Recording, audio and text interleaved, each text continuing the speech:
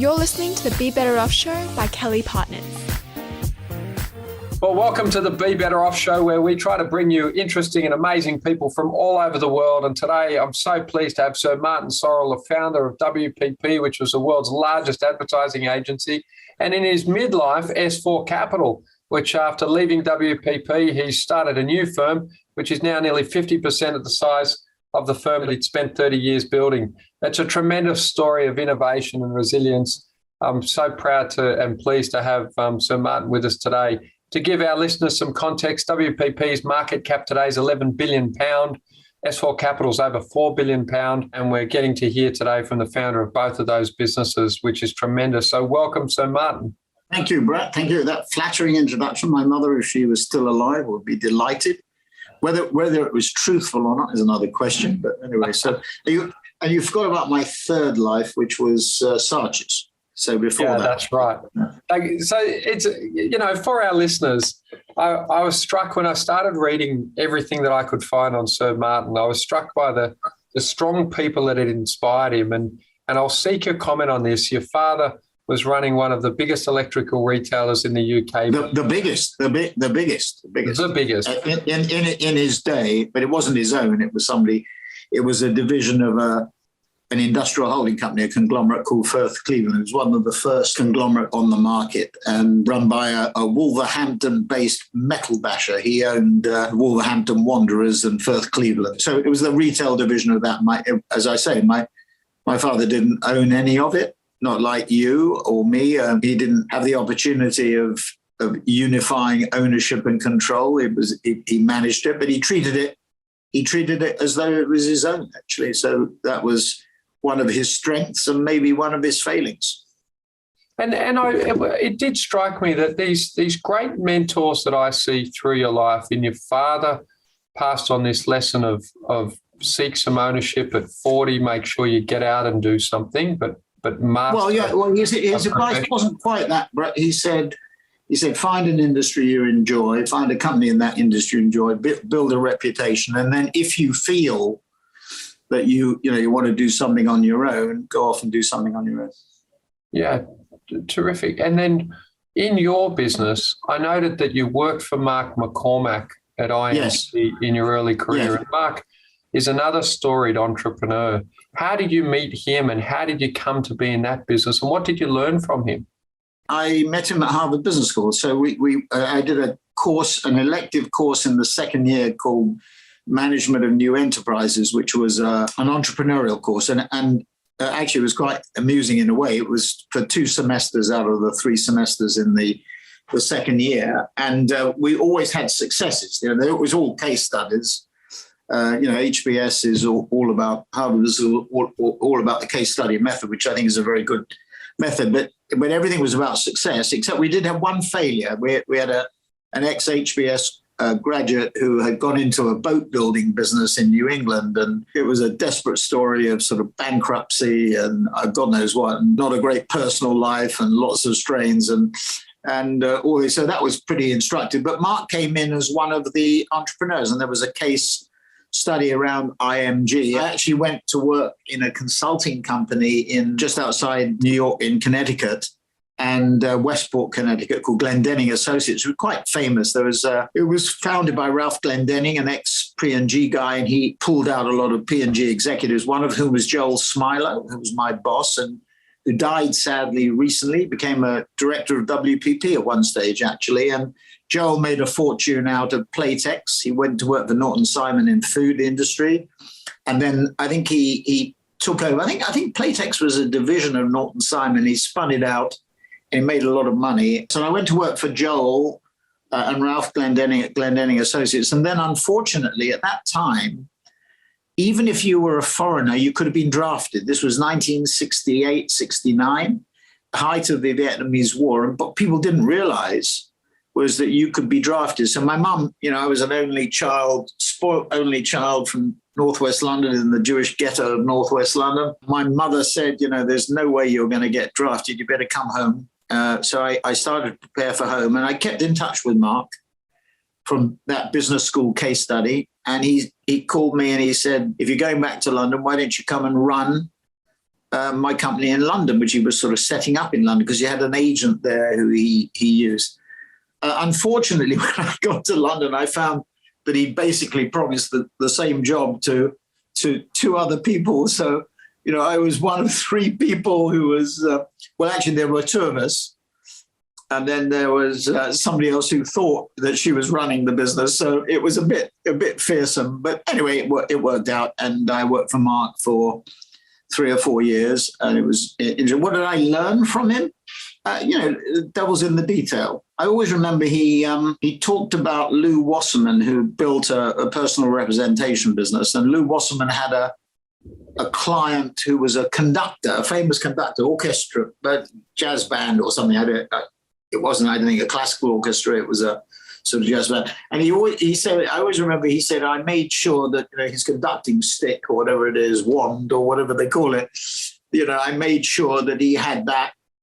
He had the best one available or whatever it was. And he said, when Arnold Palmer was playing in a tournament, I made sure that he got, a new pair of shoes, the right size, 6.5 or whatever it was, delivered to the tournament. So the devil was in the detail.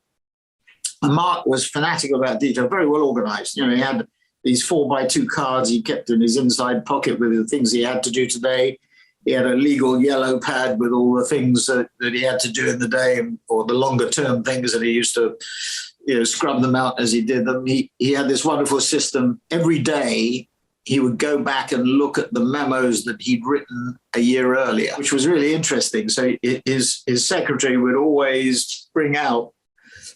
So very methodical, always talked about number of people he employed, never talked about revenues or profitability. So it was always about, and the answer was the company was very much, his life, and it was a private company. And, it was his own, I'm going to say personal money box, if you like. I had equity in a subsidiary. I always remember that, I had about 10% of a thing called IFM UK Limited. My big thing was I've got to have some equity. And the moment that IFM UK started to make money, I would see that the service charges from the other units in the company would siphon off the profitability. So Mark was, the other funny thing about Mark was I remember it was at the beginnings of when I was running WPP, it was the beginnings of the internet in the 90s. Or maybe 95. And I think Mary Meeker was at Morgan Stanley, a very famous, she's still famous. She's a partner, I think, Kleiner Perkins. I think she's starting her own private equity firm. She does a lot of very good work actually on the web. Her report every year on the web is really a seminal piece of work. And Mary Meeker was the analyst at Morgan Stanley, and she said to Mark, your internet activities at IMG are worth a fortune. Now, Mark didn't really know much about the internet economy. And to be fair, at that time, it was in its development phase. And he thought it was wampum, what wampum was, it's what the US Army and the cowboys used to give the Red Indians because they valued it, but the Army or the cowboys didn't value it. And Mark thought that the equity in the interactive business in IMG was wampum. So he didn't like to give equity to his employees, his people inside the business. So he gave them some of them what he thought was wampum. And he was right. He was right, actually, because IMG Interactive never really, it was run by one of his sons, never really got any traction. And Bob Kraft was a shareholder, the owner of the Patriots, with one of his sons. And that's how I met Bob Kraft, actually, through that. Anyway, we got out of that at WPP. We owned about 3 or 4 or 5%.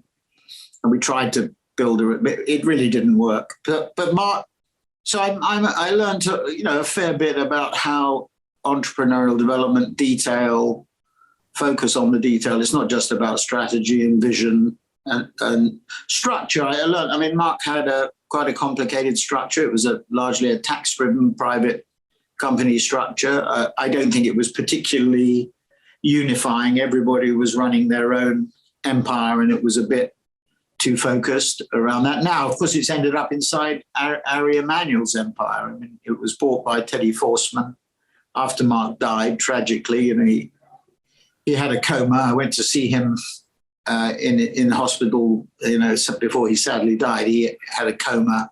He sort of collapsed in a surgery in New York when the doctor was doing some sort of procedure and went into a coma. They didn't have a oxygen supply or whenever it had an anesthetic or something like that. And I went to see him. So very sad, but I would say I learned the devil in the detail with him. Yeah, so it's an interesting story because at that time he had one of the first really genuinely global businesses before being global was such a thing in professional services. Well, yeah, so it was. Well, because you've got to remember that he started off with Arnold Palmer with a handshake. He and Arnold, I met at Wake Forest where Arnold was an undergraduate. And just like my father has said, find an industry that is fun and a company in it is fun. Mark was the ultimate example of that because he was a professional golfer.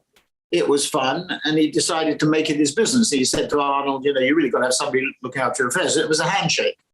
And Arnold had 10% of IMG. That irritated. Then he had the big three: Arnold Palmer, Gary Player, Jack Nicklaus, or Arnold Palmer, Jack Nicklaus, and Gary Player. That irritated Jack, actually. I think every time Jack played and won prize money or an endorsement, the thought, I think, of 10% of it going to Arnold pissed him off. So he went, whilst I was still there, he went and formed Golden Bear Enterprises, which was his management company. I think he took somebody from IMG to do that.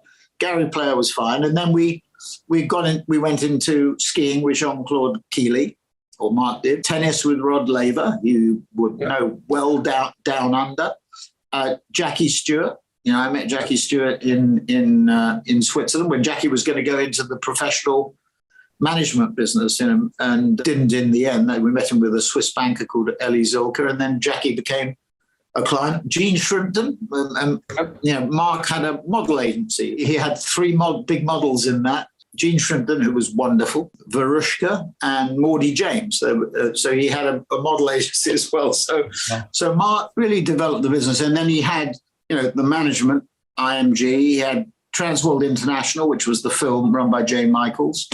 He had International Literary Management run by Jay Lefebvre, who was his legal partner, because Mark's trade was legal. He was legal. Yep. a partner in a Cleveland firm called Arthur Haddon Van Duzer and Wyckoff. And that was based in Cincinnati, number 1 Erie Review Plaza.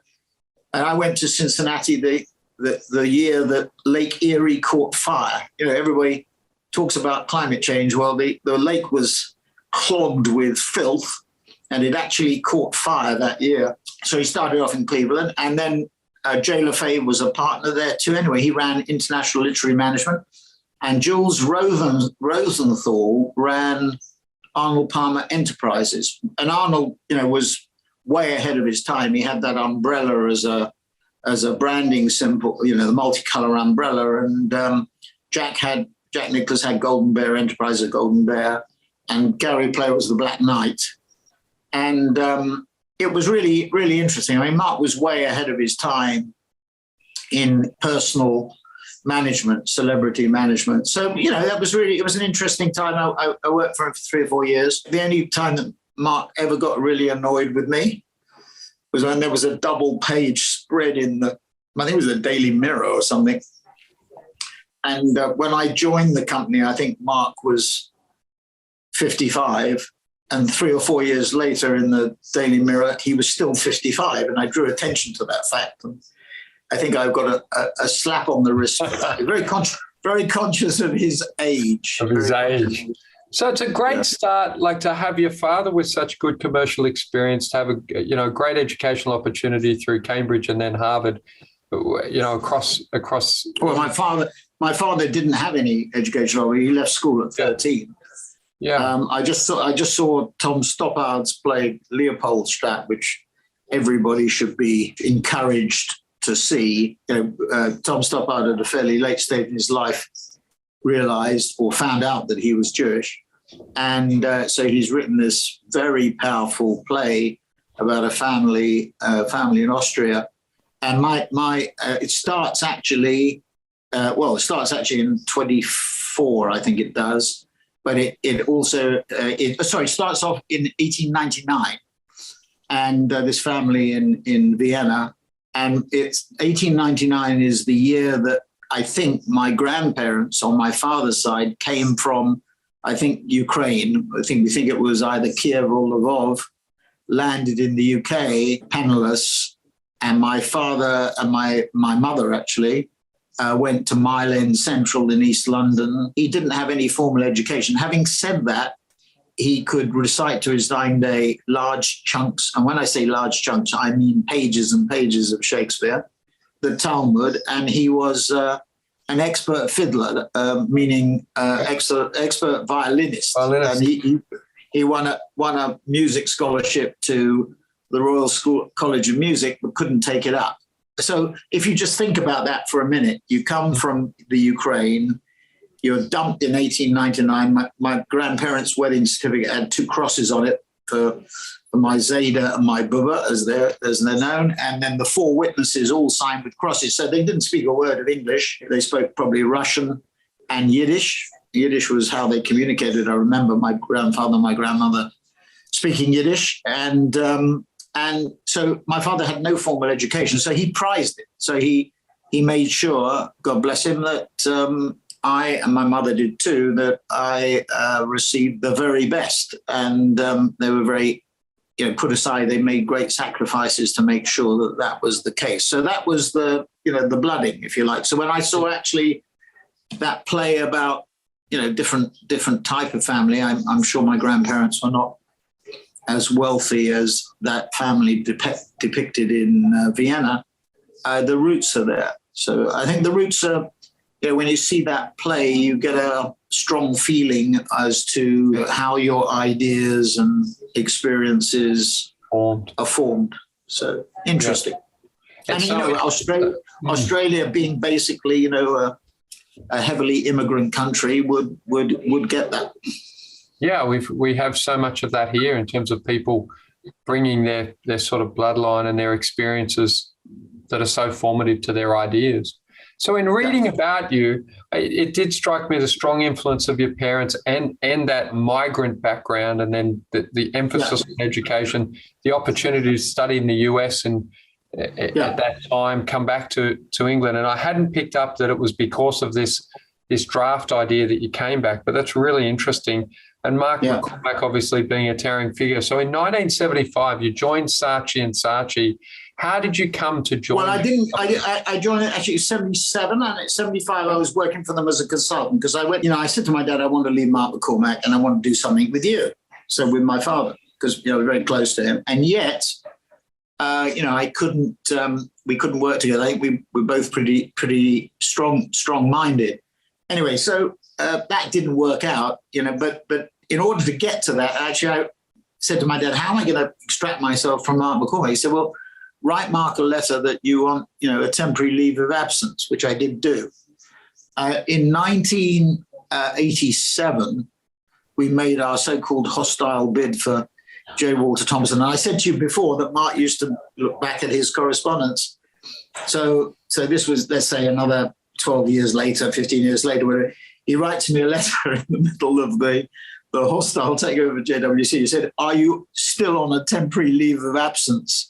and appended the original letter. Anyway, I wrote him the letter, went off to do something with my dad. That didn't work out. And then, I met again a guy who I'd known for many years, James Gulliver, who was quite a famous entrepreneur in the UK and built up Garfield Weston's Fine Fare. It was a retail food chain, had built then Oriel Foods. He went off on his own.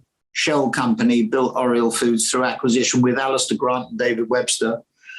And then they sold that to RCA Corporation. Don't ask me why RCA Corporation would buy a food retailing and wholesale business, but they did.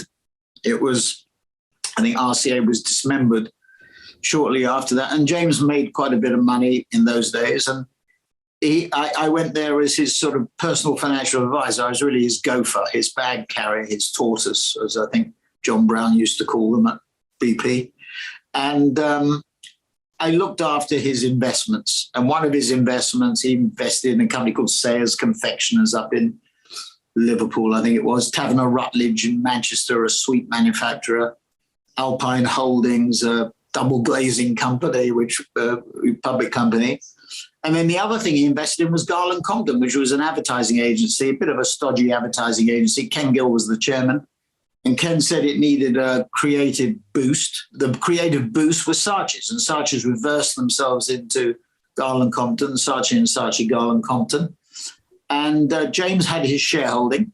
And James said to me, it was really interesting, actually, Brett, you'd appreciate it. So James is a food retailer, very interested in property and freehold property. And the deal between Garland Compton and Saatchi's, it was a reverse bid. So Garland Compton bid for Saatchi's at a multiple. They were selling it on the public market, a higher multiple. The Saatchi's ended up with 40% of the equity, I think it was, or whatever it was. It was effectively a controlling stake. But the net effect of it was, although the price earnings multiple came down because it was accretive, the net assets per share, because Saatchi's had negative net assets, went to hell in the handbasket. And James looked at this and said, no, that's no good. Let's sell the stock. And he must have had about 5 or 10% of Garland Compton. And he said to me, sell out the position. And that was a desperately bad decision because, 5 or 10% of Saatchi's at its peak, and, it had a bumpy time in the end, but at its peak would have been worth a fortune, and he sold it out. But the reason he sold it out was he was very focused not only on earnings per share and obviously dividends per share, but also on net assets per share. And as a food retailer, he couldn't get round the idea that this was dilutive on net assets per share, although on an earnings basis it was accretive. It's a quite interesting thing. Anyway, that's interesting because that's like the mid 70s. Is that right? So where today, even today, where people better understand the value of intangible assets, it's understandable that in the mid 70s somebody might have looked at that and thought, well, how does this work? No, it was a shell operation that Garland Compton was injected. There were a lot of Slater Walker. Jim Slater was a famous banker, asset stripper, some people called him, in the Goldsmith, Jim Hansen era. And there was another asset stripper, as they called them, Percy Matthews. He ran a thing called Pat Matthews. Right. His name was Percy, known as Pat. And his company is called First National Finance Corporation, FNFC. And Pat had a shell company called the Birmingham Crematorium, which was a crematorium company. And they injected, would you believe, this advertising agency called Garland Compton into it. So it became known as Garland Compton. And then Garland Compton bought Saatchi's, which effectively reverts, take over, became Saatchi and Saatchi Garland Compton. And then the Americans, Compton Advertising, which big Proctor agency, very big Proctor agency, very revered, stodgy, run by O. Milton Gossett.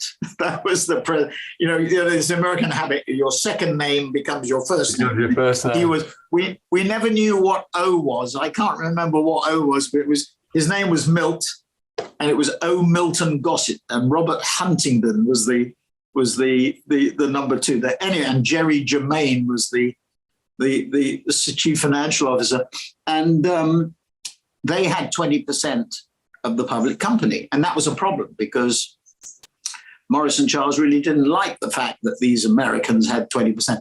So we devised this one. I think it's one of the best deals we ever did. We devised this structure. We created a new public company which made a bid for the old one, Saatchi and Saatchi Garland Compton, in which the Americans had 20%, which Morris had their stake. And we convinced the Americans to stay in the subsidiary. So we make an offer for the 80% of Saatchi and Saatchi Garland Compton that they don't own. Yep. So it shrinks the company. So Morris and Charles's stake, whatever it was, becomes 25% more significant. So they get more control. And the Americans are stuck in this subsidiary, no dividend rights. I mean, obviously, essentially, it's with the new holdco over the top. Yeah. And we couldn't believe we couldn't believe the Americans accepted it. It was very, very funny. And I remember Morris got really pissed off with me because I told the Americans at one stage in the negotiations, we were going to change the name of the company from Saatchi & Saatchi Garland Compton, or Saatchi & Saatchi Compton it was called, to Saatchi & Saatchi Company Limited. So their name would come off the public company.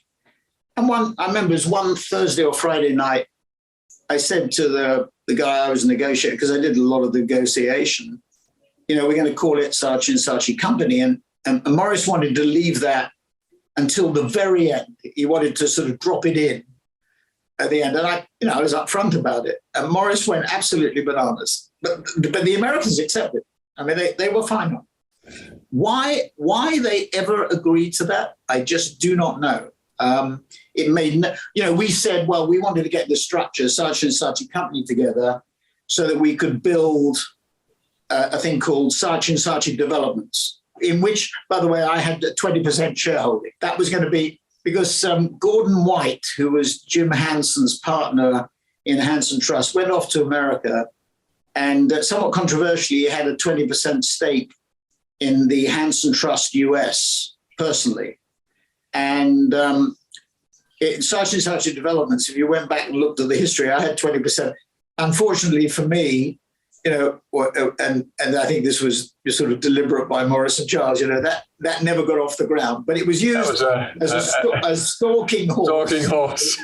It was using a stalking horse to get the Americans, because the Americans were terrified that we were going to go off and do something crazy, I think, in Saatchi & Saatchi Development. So I think the reason that they chose not to go into the new public company is that, they were terrified that we would go Michiganer, as they say in Yiddish, that we go Michiganer on the Saatchi & Saatchi Development. So quite fun time, actually. Very, very what did you learn, like, from the Saatchi brothers in that, because it was obviously formative to you going to WPP. What did you learn from the pair of them? Well, I often said, I learned at the sort of the knee of Joel Smilo at Glendenning, sort of the hip of James Gulliver, and then at the shoulder of Morris and Charles. And I think, with James Gulliver, it was about deals and how you build a shell operation, and through acquisition. And James had a wonderful team, Alistair Grant, who sadly died a few years ago, and David Webster, who was a finance guy, investment banker, very, very, very clever guy, as well as Alistair. Alistair was the marketing guy. James was the overall guy. Tough guy, Glaswegian born, quite some interesting aspects to his character, which I won't go into. But, got caught out on that, said he went to Harvard Business School and was exposed as not having gone there. During the midst of the distillers bid, which was very, very controversial, that really broke that bid apart. But with James, I learned about sort of financial engineering, if you like, a little bit, and building show. And with Morris and Charles, Morris was very, very good strategically. Charlie was the sort of entrepreneurial engine, the guy who pushed. I always remember when we won the British Airways account, or the agency one, Charles walks in and says, it's a wonderful day. Just prepare yourself for the day when we lose it. Yeah. And, he always looked. But Morris strategically was extremely good. And Morris also had a really interesting ability. He was really keen to reduce everything to a piece of paper. So, because we focused on the financial and administrative part, and it was a bit of a mess, frankly, when Garland Compton acquired Saatchi's, literally the accounting records of Saatchi's were put into tea boxes and removed by a pantechnicon to the accounts department of Saatchi & Saatchi Compton down in Bristol, in Bath.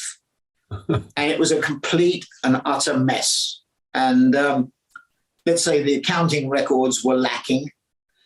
Control of expenses was lacking. It was a bit messy at the beginning. We got it together in the end, but it was a little bit chaotic. But at that time, Morris used to loved to produce these forms that laid out on a piece of paper, and you had to extend the piece of paper because it was so big. A folded piece of paper, exactly where the company was. Where it was in terms of performance against budget, the variances. Charles used to pretend he was somebody else on the phone when he was speaking to journalists. So it was quite funny. We had lots of fun in those days. It was. How do they go from it? We still have fun. How do you think they went from a startup effectively to the largest ad agency in England and I think the US? Well, I mean, we've done it twice in that way. Sargent's became the biggest one in the world, and then WPP afterwards. How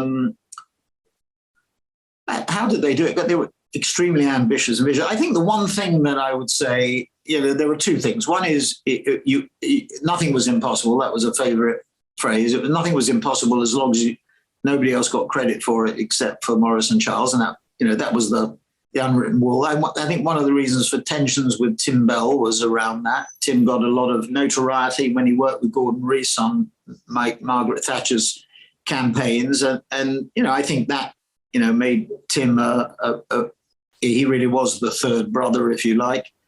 And I think that was sort of one thing. The other thing is that I think Morris and Charles thought you run these businesses by remote control. And, whilst, that famous quote in retail that retail is detail, I think you have to have a balance between the strategic and the detail. You can't,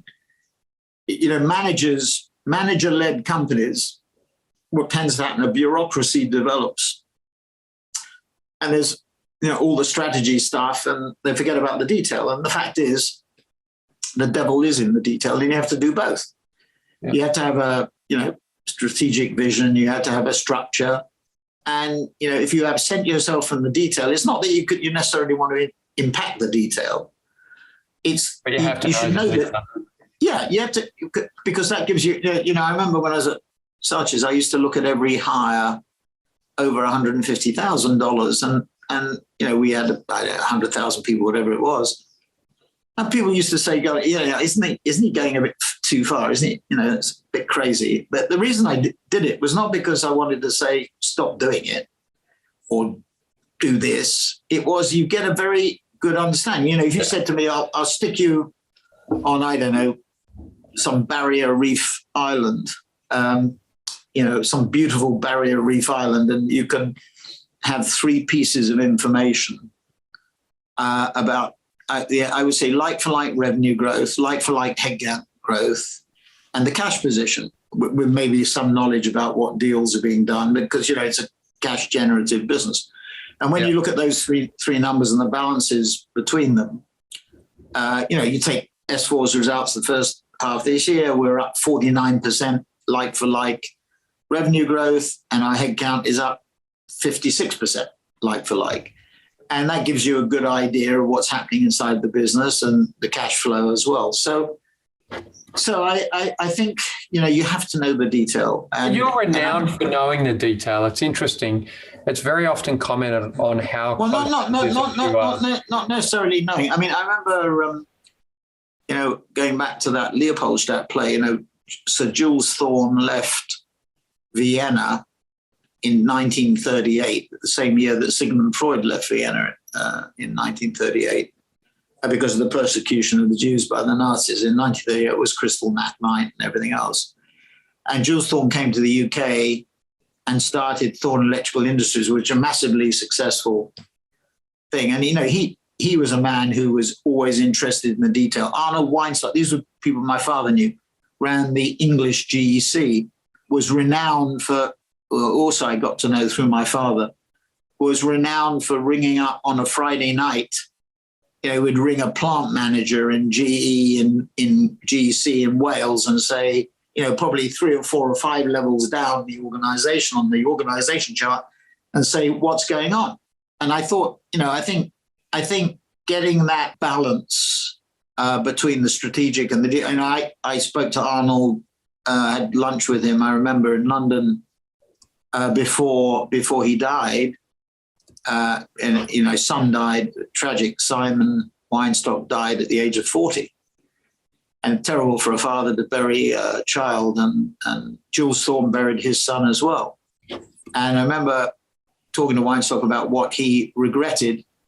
It was interesting. He said, he built cash mountains inside GEC. It was somewhat criticized in later years for not deploying that cash as aggressively. And he said he tried joint ventures with Siemens, or I can't remember who it was, Tyson, whatever. And he said those joint ventures never worked because you never knew who was in control. And one thing he regretted was not being a little bit more aggressive. And I think we all go through that. I think that's, if you spot a trend, you tend never to be as aggressive. And, obviously, if that trend develops more and more positively as you get through the trend and you look backwards, say, why didn't I do more? So that's what Arnold was saying, really, was that, he built these cash mountains, tried to deploy some of the cash through joint ventures, and that really didn't work as well because nobody had control. I don't believe in joint ventures either. Somebody has to run the company. We basically have created an owner managed company at S4. 50% of the company is owned by people in it. And that's the critical thing. So you go to WPP, you start there post Saatchi, and the idea, through effectively a reverse takeover, if you like, did you have the idea to duplicate Saatchi's, grow it bigger? Was there a trend you saw? There are sort of three phases. Saatchi's was about globalization. I mean, the come to Jesus moment, if you like, was in 1983. There was an article in the Harvard Business Review by a professor called Theodore Ted Levitt, famous marketing professor at HBS, which was about globalization. What he said in that article was consumers will consume everything in the same world globally. Yeah. Now, he over-egged it to make the point. We had a celebration 20 years later in 2003 at HBS, because that article was a seminal article.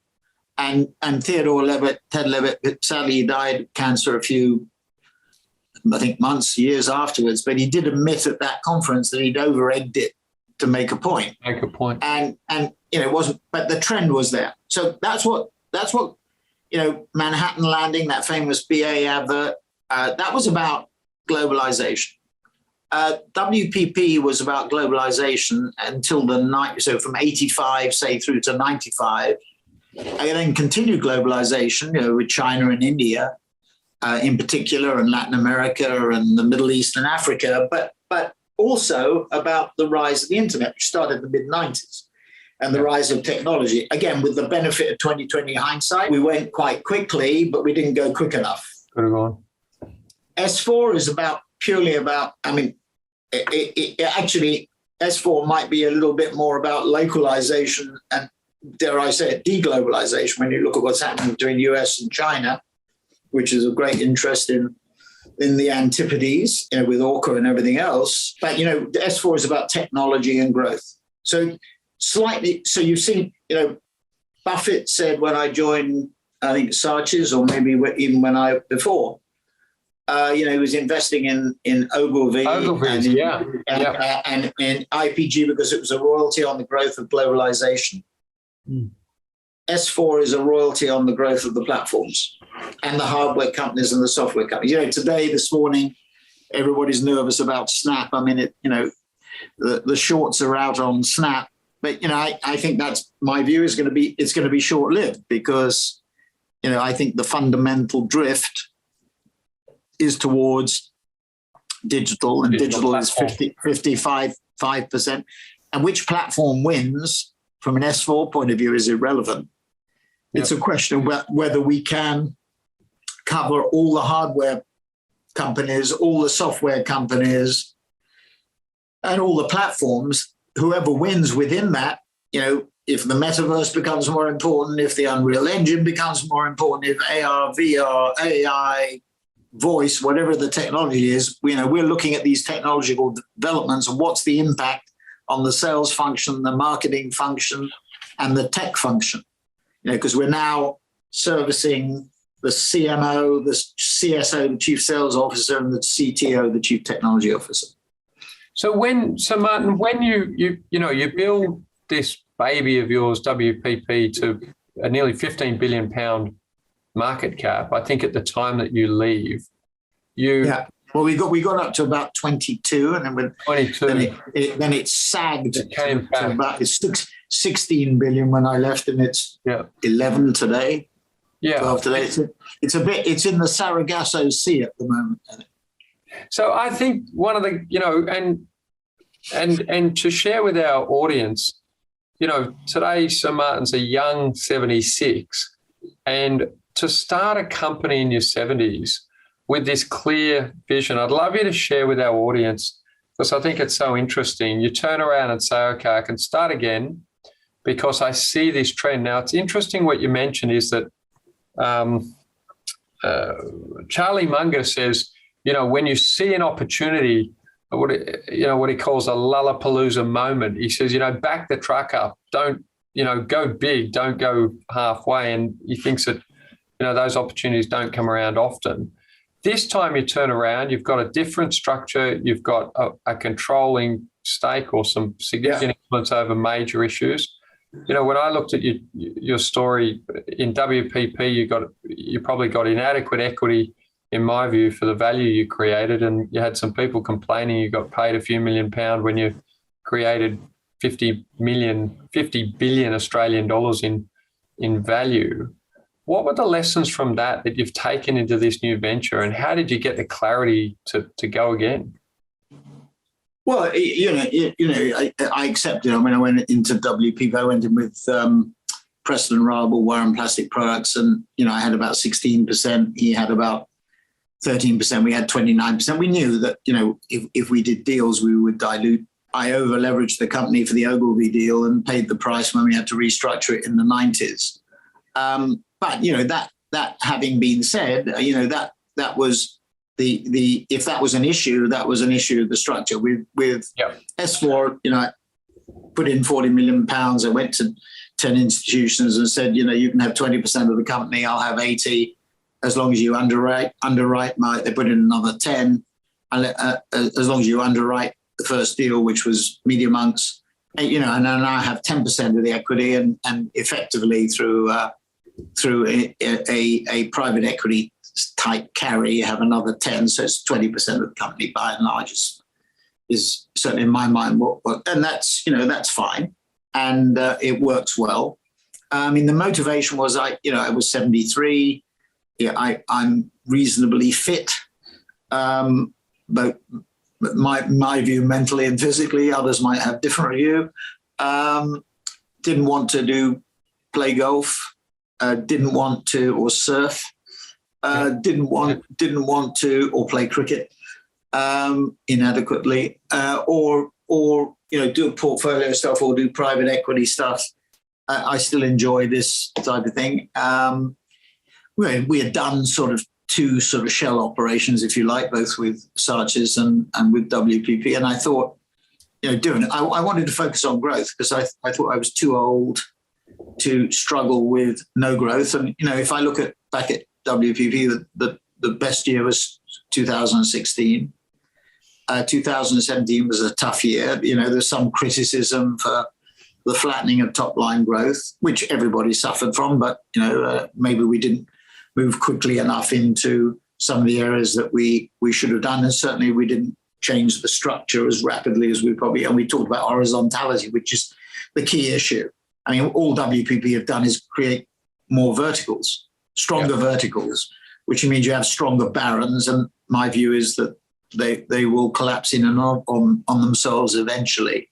We'll see. There'll be that company will eventually, I think, get broken up because it's a managed company with an enormous bureaucracy. You talk to the clients.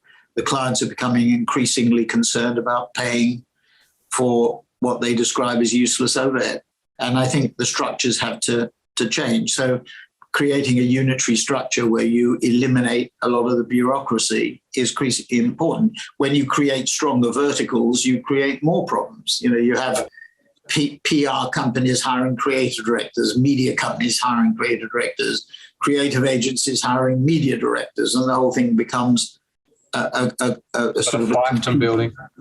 Yes, yeah, stronger competing verticals. And by the way, you can create growth inside the company by shifting parts of it. If you collapse the Ford agency, which was called GTB, which is the largest client, and you shove most of it inside VML appears, or VML, Y&R, it appears to grow, but you have to look at the whole. I mean, looking at the whole is really more than the parts. But, I think I looked at it in 2018 and thought I wanted to focus on the growth. And also, I think the board at WPP handled everything, particularly the chairman, in a, let me put it politely, inadequate way. I think some of the decisions they made subsequent to my departure, I'll give you two examples.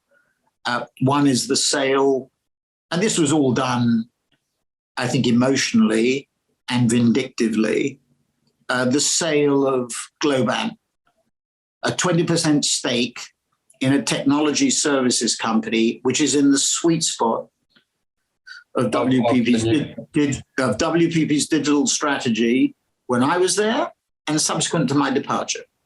Yep. To sell that was inane. I've said it's criminal, and I think it is. And it was 20% of the company at $52. And I think as I speak, I think it's about 308. That is a loss to WPP shareholders, including myself, of well over $2 billion against a market cap of 11. 11 sterling, call it $15, yeah. $15, right? That's one. Teledirect in your area was a company that Ogilvy had 40% of. Sold in 2018, I don't know what, but if you look at the prospectus for Teledirect, it went public a few weeks ago in Asia at $3 billion. That's another billion. So that's $3 billion out of $16 billion that has been foregone by, I would say, the bureaucratic stroke of the pen. Martin's gone, let's get rid of those. Because I would never have sold the Globant stake. And it's always harder to find it. I would never have sold the Teledirect site. I mean, it's completely inane. Completely inane. It's very hard to buy very good businesses. And often a lot of effort. I can tell you, a lot of effort went into buying 20% of Globant. We bought it privately at $11. It went public at $22, and as I say, it's now about $310. Teledirect was 40%. Excellent business. I don't think that the Ogilvy people in Asia had a strong relationship with Teledirect. It was a bad relationship. But if you work, you see, again, this is the devil in the detail thing. A bureaucrat sitting in Sea Container House would say, let's get rid of it. If that bureaucrat spent 10 seconds investigating it, instead of buggering off home at 6 o'clock at night. Yeah. Right? It would have been a different answer. It doesn't mean that you don't do anything. Yeah. Just sit there and say, like a pudding, and say, I'm not going to, do anything with it. It means you try and work with the guy at Teledirect, or you try and work with the management. I met people used to say to me, well, the management at Globant is very difficult. I said, well, look, hold on a second. They've taken the business from Buenos Aires into Latin America, into America. They created, now it's an $11 billion company from nothing. Teledirect created a $3 billion company from nothing. Maybe they know something that we don't know. Yeah, so maybe some humility is required to work well with. It's the arrogance of the bureaucracy, and a lot of these decisions are emotional decisions rather than rational ones. So so the answer to come back to, I have a point to prove in relation to S4. So you jump into S4. I'd love to explore the horizontality idea. Yeah. And very strongly, I can feel with you what I call a founder's mentality, certainly there's a book called Founders Mentality by Bain and Co., which I think is very insightful. How have you been able to, with your first acquisition, Media Monks, significant business, how have merger, Brett, not sorry. We do half shares. Yeah, 50-50, absolutely. Partnership, what I like to call them. Yes. And how do you keep this owner's mentality and support these? Well, it's not easy, because particularly we've gone to a uni-branded approach. So BizTech in Australia, whatever, Destined, all of them, become Media Monks. Zamoga in Colombia becomes Media Monks, Jan 3, etc. Decoded. And everybody has their affinity. They've started in the garage or in the basement, and, like me with a clean sheet of paper, 3 years ago. We're all committed to our brand. So it's not easy, but we try and bring them together, because we think that unit, going back to what we said before, having the fragmentation is a killer. Unification, we think, when companies come in, what do they look for when they join us? And by the way, just to emphasize again, we're growing at 50%. Yep. We said to the market we'll grow at 40% this year, organic, right? Yeah. The actual reported rates have doubled that because deals. So remember that we're growing organically very strongly. The deals get the attention, but on the deals, we bring in companies probably with 25, 50, 75 million, 100 million of revenue. They look for, I think it's four things. One is they look, they built a reputation. They look for geographical penetration, because we're in 33 countries. They look at that and they say, we can get into Asia if they're American, let's say. We get into Asia, Latin America, EMEA. They're North American or the US or Canadian, they get into Latin America, they can get into EMEA, Middle East and Africa, Europe, Eastern Europe. They can get into Asia Pacific with us. That's one thing. They look at us and say they want more talent. They've got 6,500 digital specialists in those 30 countries and 57 cities or whatever it is. Yeah, they can get access to capital. They're private companies. We don't have unlimited capital, but we have a bit of capital. So they get access to capital, and they don't have to leverage up their business and take risk. Because, if you're a great business in Sydney or Melbourne, you want to do stuff in Asia or South America, wherever it is, or America, that puts stresses and strains on the core business. And if you have to go and borrow money to do it, or give up equity, maybe you don't want to do that. So they look for capital, they look for talent, they look for geographical access, and then the fourth thing is client access. I'm not saying that we have unlimited access, but we certainly, we've developed a reputation for good or bad, and we offer them access. So it's those four dimensions that people can think about in relation to us and how we operate. And when you sat down in 2018 with the vision of what you hope to build, how close was your vision? First 3-year plan was we'll double 19 to 21. We'll double the size of the company. Second 3-year plan, 20 to 22, will double the size of the company organically. So that's a 25% growth rate. Look, go back. So mission, create the new model, and disrupt the old. So we're Amazonian and Tesla, if I can be so bold. The execution, four things. One, digital only, because digital is 50% of the market, and more than 50%.